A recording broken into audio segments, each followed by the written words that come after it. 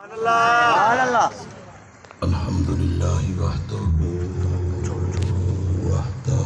سبحان اللہ والصلاة والسلام علی من لا نبی بعدہ سبحان اللہ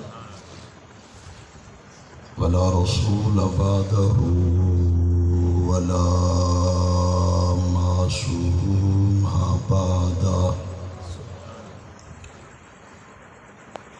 ارسلہ اللہ تعالی بالحق بشیرا ونذیرا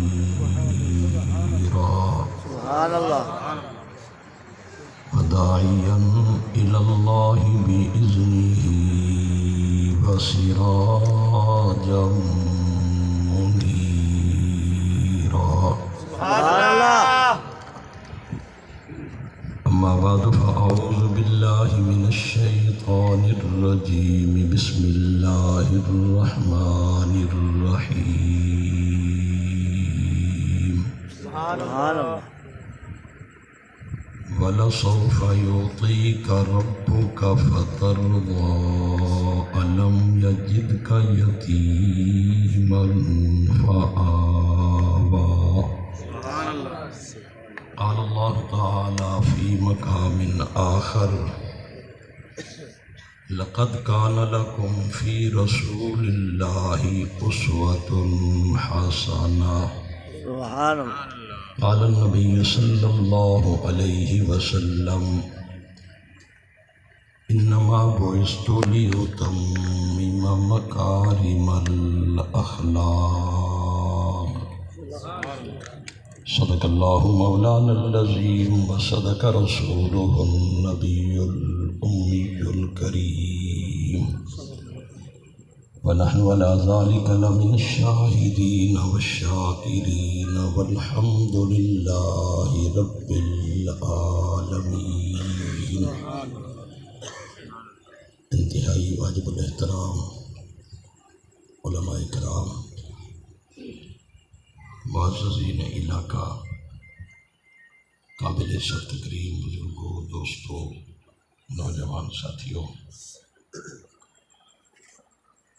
آج مرکزی جامع مسجد عثمانیہ لنگر سرا میں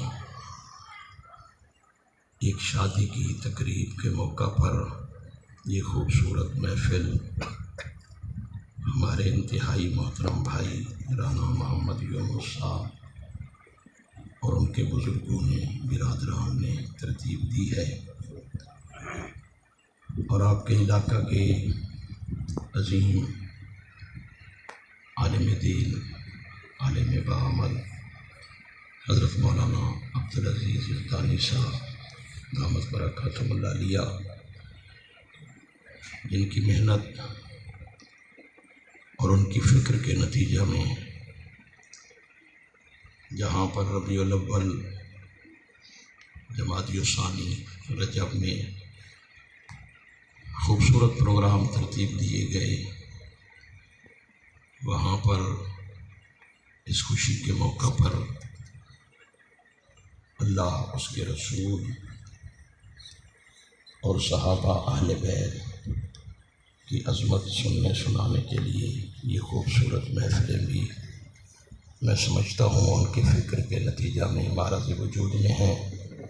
اللہ تعالیٰ حضرت کی عمر میں علم میں برکتیں عطا فرمائے، آمین اور علاقہ بھر کے علماء کرام کی سرپرستی میں ہونے والے ان پروگراموں کو اللہ مزید کامیابی اور ترقی عطا فرمائے۔ آمین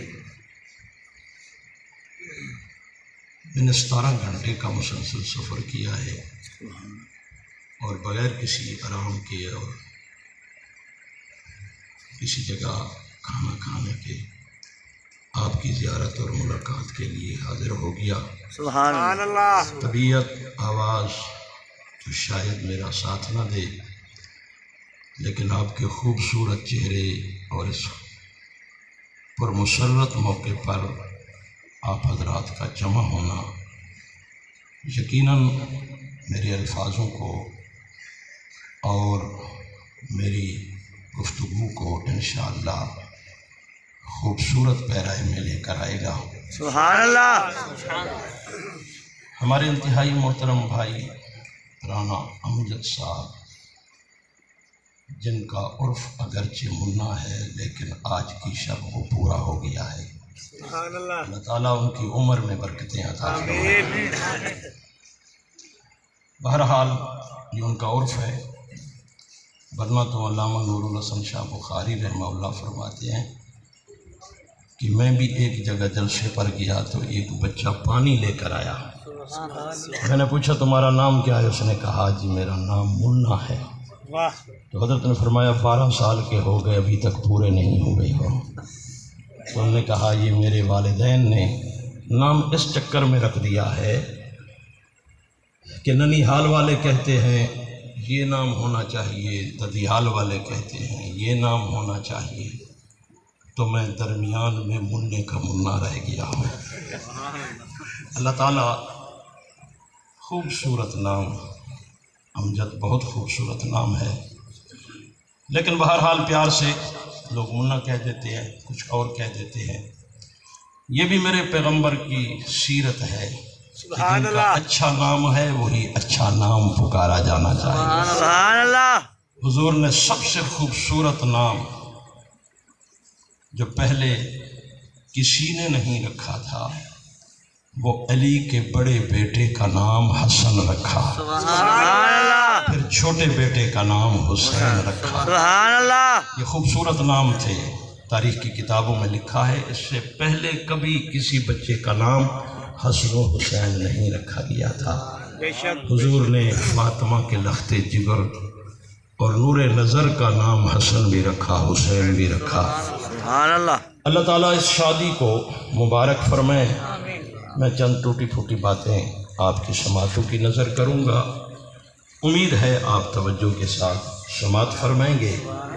شادی کی تقریب ہے تو شادیوں کا ذکر تو حضور کے دور میں جو شادیاں ہوئیں وہ بھی کیا جا سکتا ہے، اور وہ شادیاں بھی بہت عجیب ہیں کہ کچھ شادیاں تو ایسی تھیں جن کے فیصلے عرش الہی سے ہو کر آ رہے تھے۔ سبحان اللہ۔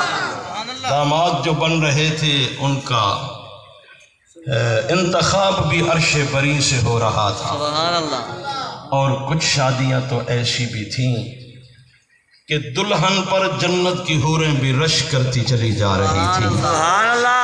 اگرچہ ابو بکر بازار سے کچھ سامان خرید کر لائے کہ یہ چکی ہے اس سے آٹا پیسا جائے گا، لیکن اس چکی پر بھی جنت کی حوریں رش کر رہی تھیں۔ سبحان اللہ۔ جنت کے محلات میں وہ مزہ نہیں جو فاطمہ کے ہاتھ سے چلنے والی چکی میں اللہ نے مزہ۔ سبحان اللہ۔ بہت سارے دلہا ایسے بھی ہیں کہ جن کو دیکھ کر فرشتے رش کرتے تھے۔ ایک دلہا تو مجھے عثمان نام کا ایسا بھی نظر آتا ہے جو رسول اللہ کے دروازے پہ 2 مرتبہ دلہا بن کے آیا ہے، سبحان اللہ۔ اور اللہ کے نبی نے فرمایا عثمان اگر میں محمد کی 40 بیٹیاں ہوتی تو میں یکے بعد دیگرے تیرے عقد میں دیتا، اور ایک روایت میں ہے اگر 70 ہوتی تو میں تیرے عقد میں دیتا، اس لیے کہ تجھ سے بہتر داماد کوئی نہیں ہے اور میں محمد سے بہتر سسر کوئی نہیں۔ سبحان اللہ۔ تو یہ بہت خوبصورت ترتیب ہے، بہت نظام ہے اللہ کا، میں اس طرف نہیں جانا چاہتا۔ مجھے کچھ اشارہ دیا گیا ہے کہ رسول اللہ صلی اللہ علیہ وسلم کی سیرت طیبہ کے حوالہ سے میں 2-4 باتیں عرض کروں۔ میں امید رکھوں گا کہ آپ باذوق ہو کر میری بات کو سماعت کریں گے، اور اللہ تعالیٰ کی توفیق سے انشاءاللہ میں بھی قرآن و سنت کی روشنی میں اپنے آقا کی سیرت کو بیان کروں گا۔ سبحان اللہ۔ دنیا میں 2 قبلے ہیں، ایک کو قبلہ اول کہا جاتا ہے اور دوسرے کو قبلہ ثانی کہا جاتا ہے۔ ایک کی تعمیر میں تاریخ جناب داؤد علیہ السلام کا نام بتلاتی ہے، اور دوسرے کی تعمیر میں نمایاں نام جناب ابراہیم علیہ السلام کا ہے۔ وہ بیت المقدس کہلاتا ہے، یہ بیت اللہ کہلاتا ہے۔ دونوں قبلوں کی ایک تاریخ ہے، اور عجیب اتفاق ہے کہ قبلہ اول کے مصلی پر کئی نبی، کئی رسول، کئی پیغمبر آتے رہے، امامت کرتے رہے، اور بیت المقدس کو آخری امام کا جو اللہ نے موقع دیا وہ امام عجیب ہے کہ بیت المقدس کے در و دیوار اس بات کے عینی شاہد ہے کہ یہ پہلی مرتبہ ہوا کہ میرے در و دیوار نے آدم سے لے کر عیسیٰ روح اللہ تک نبیوں کو ایک ہی جگہ بیٹھا ہوا دیکھا ہے۔ سبحان اللہ۔ ورنہ زمانے مختلف ہیں، توجہ رہے، زمانے مختلف ہیں، ادوار مختلف ہے، لیکن یہ ایک ہی ٹائم اور ایک ہی وقت میں سارے نبی مسجد کے اندر نظر آئے اور صف میں بیٹھے ہوئے نظر آئے۔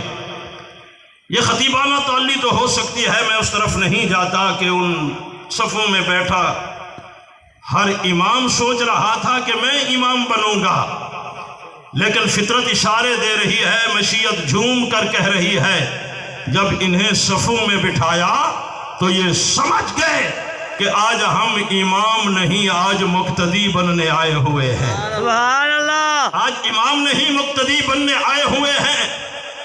پھر کیا ہوا؟ مقتدی پہلے سے موجود تھے، امام آ گیا۔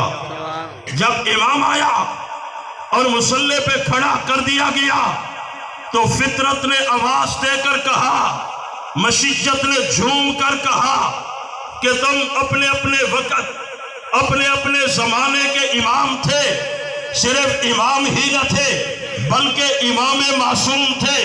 آج میں نے تمہیں بیت المقدس کے صفوں میں کھڑا کر کے میں نے اپنا امام مصلی پہ کھڑا کر دیا ہے، تمہیں میسج دینے کے لیے، تمہیں سمجھانے کے لیے کہ تم سارے کے سارے صرف امام بن کر آئے ہو، اور میرا کملی والا محمد امام نہیں بلکہ انبیاء کا امام بن کر آیا ہے۔ سبحان اللہ۔ چشم فلک نے یہ نظارہ دیکھا، توجہ رہے، سبحان اللہ۔ چشم فلک نے یہ نظارہ دیکھا اور یہ پہلی مرتبہ ہوا۔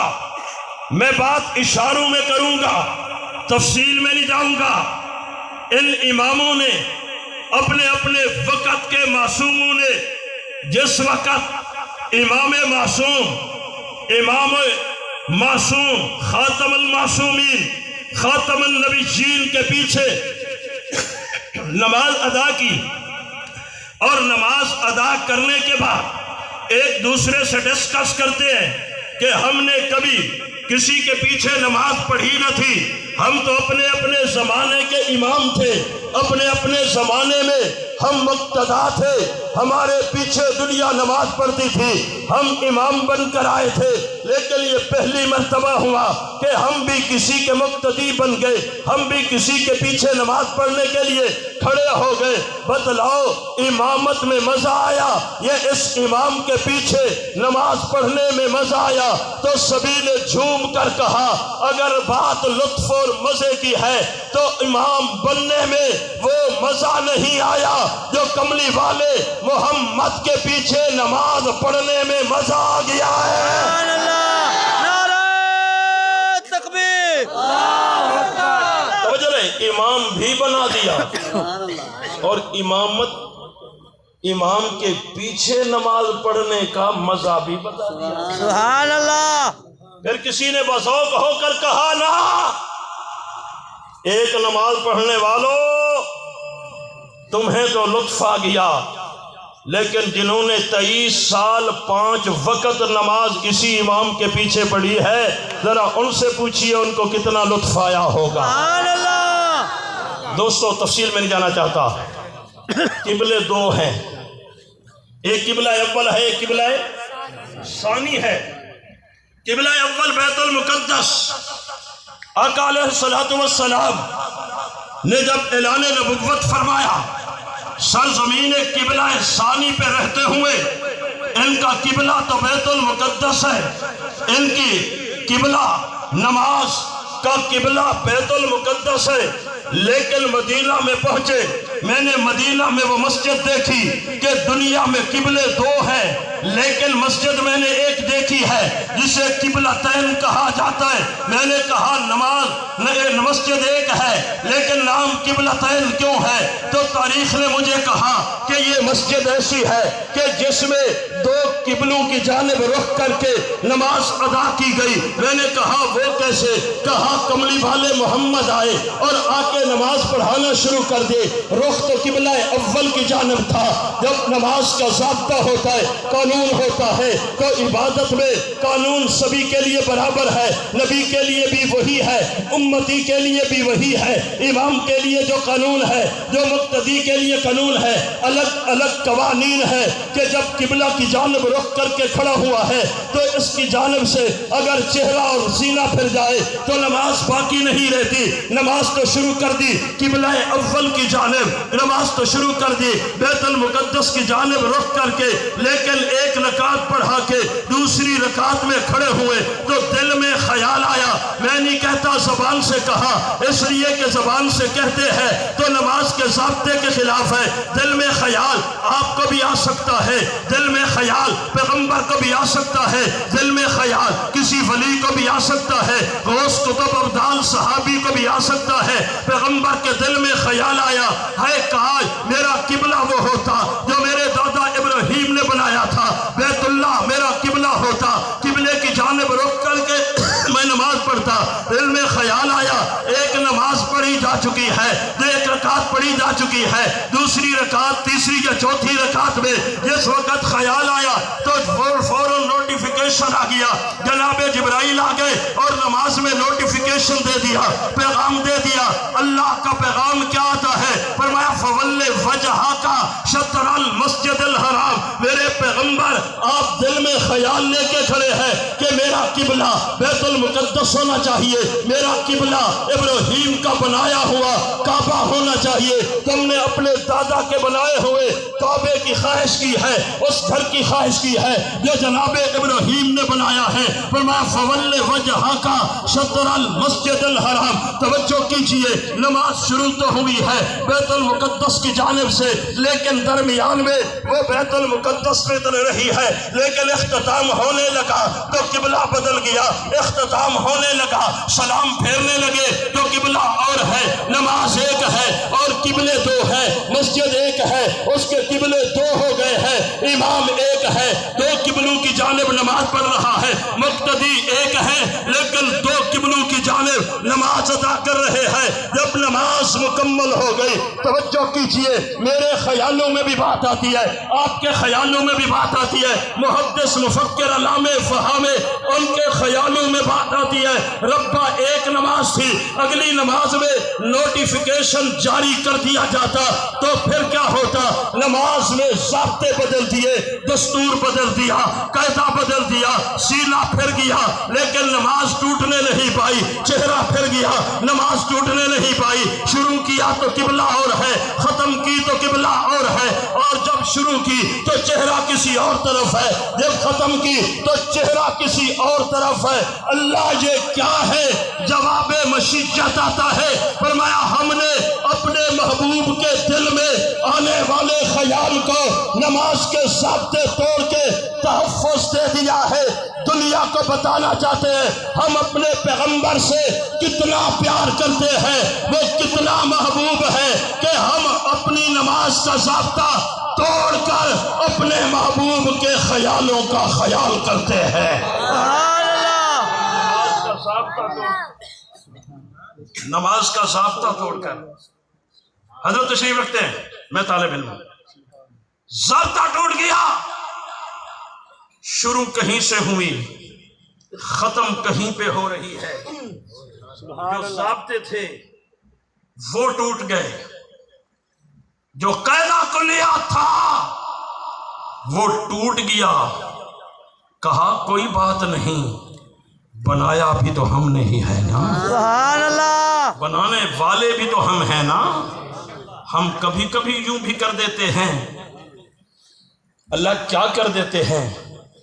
کہا میرے محبوب کو دیکھو، سبحان اللہ، سوئے ہوئے ہیں، بلال نے کہا نماز کا وقت ہو گیا، مقتدی صفوں میں بیٹھے ہوئے ہیں، آقا آئیے نماز پڑھا دیجئے۔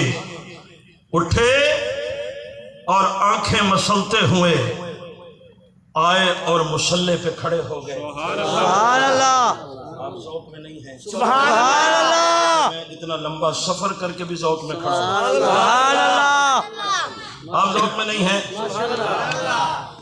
میری اور آپ کی مثال کچھ ایسے بھی ہو سکتی ہے نا کہ شہر کا بندہ دیہات، نعرہ تکبیر، اللہ اکبر، نعرہ تکبیر، اللہ اکبر، شان صحابہ، شان صحابہ، شان اہل بیت، شان اہل بیت، نعرہ تکبیر۔ شہر کا بندہ دیہات میں گیا نا، تو دیہاتی بندے نے کہا بھائی کیا پسند کرو گے؟ انہوں نے کہا یا لسی پلا۔ وہ گھر گیا، بیوی نو آکھیا، انہوں نے کہا لسی ہے تو تھوڑی، پر یہ ایسی چیز بھی انہوں جتنا ودھاؤ ودھ ویندی ہے، جو کوئی ودھاون دا ڈھنگ جان دا ہو، سبحان اللہ، یہ کوئی جتنا ودھاؤ ودھ سکتی ہے۔ انہوں نے کہا چلو کوئی گل نہیں۔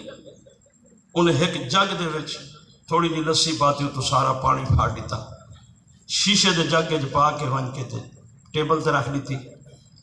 وہ صاحب ہی میں گلا گلا بیٹھا رہ گیا، تھوڑی دیر دے بعد ان دی نظر جو پئی تے ڈٹھو سے لسی ساری تلے بیٹھی ہے اور پانی اتنے نتریا کھڑا ہے۔ اس تے ٹھڈا سا بھریا، اس کہ یار تھکا تا میں بہوں دام، پر لسی اتھوں تک دا سفر کر کے جڑی ہے یہ میرے کو بھی زیادہ تھکی پئی ہے۔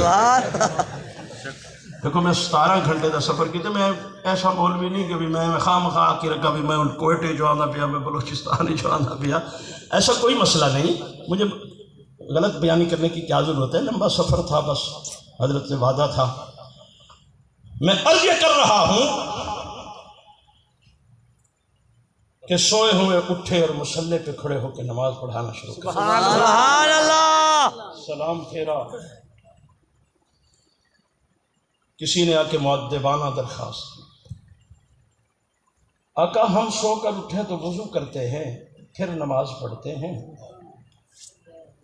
اور یہ ساتھ ہی تو گھر ہے نا، یوں پردہ ہٹاتے ہیں تو مسجد نظر آتی ہے، مصلی پہ کھڑا امام نظر آ جاتا ہے۔ سبحان اللہ، کون پڑھا رہا ہے، کون میرے مصلی پہ کھڑا ہے؟